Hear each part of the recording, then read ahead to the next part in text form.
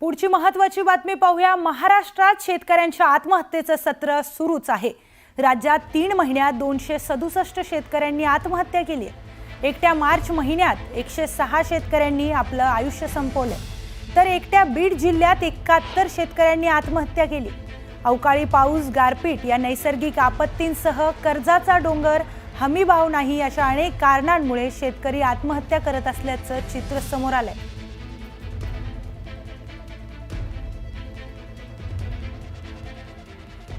तर वर्ध्याच्या सेलू तालुक्यातील काही गावात गारपीट झाली आहे। सेलू तालुक्यातील गोंदापूर, कान्हापूर, नागापूर, रेहकी, सुरगाव इथल्या शेतकऱ्यांचं गारपिटीने नुकसान झालंय।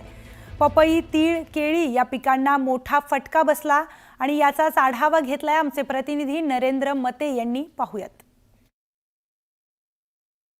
गेल्या काही दिवसापासून जिल्ह्यामध्ये मोठ्या प्रमाणात अवकाळी पावसाने हजेरी लावली आहे। यामध्ये उन्हाळी पिकासह काही बागायती पिकाचं मोठ्या प्रमाणात नुकसान व्हायला लागलेलं आहे। सेलू तालुक्यातील गोंदापूर या शिवारामध्ये आहे, ज्या शिवारामधील एका शेतकऱ्याचं जे पपई पीक आहे, या पपई पिकाचं मोठ्या प्रमाणात नुकसान झालेलं आहे।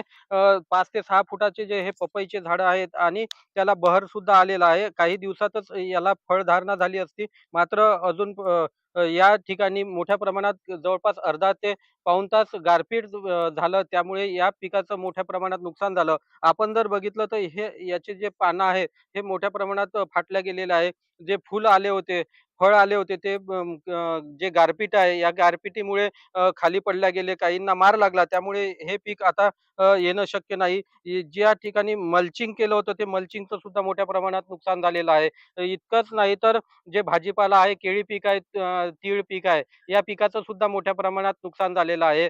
सेलू तालुक्याला या गारपिटीचा मोठा फटका बसलेला आहे। काल हिंगणघाट तालुक्यातील काही ठिकाणी पाऊस झाला होता, तिथे सुद्धा काही ठिकाणी फटका बसलेला आहे। एकंदरीतच हा अवकाळी पाऊस शेतकऱ्यांच्या मुळावर उठलेला आहे, त्यामुळे कुठेतरी या शेतकऱ्यांना सरकारने काय आर्थिक मदत देऊन त्यांचं सहकार्य करावं अशी मागणी आता शेतकऱ्याकडून केली जात आहे। नरेंद्र मते, न्यूज 18 लोकमत, गोंदापूर, वर्धा।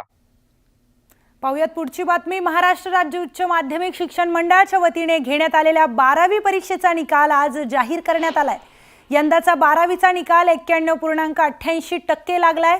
12वीच्या यंदाच्या निकालात मुलींनी बाजी मारली आहे। कोकण विभागाचा सर्वाधिक निकाल लागला असून सर्वात कमी निकाल लातूर विभागाचा लागलाय।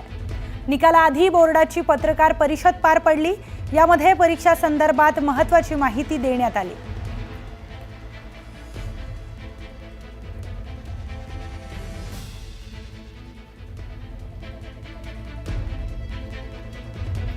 दरम्यान 12वीच्या अभ्यासक्रमात बदल केला जाणार आहे।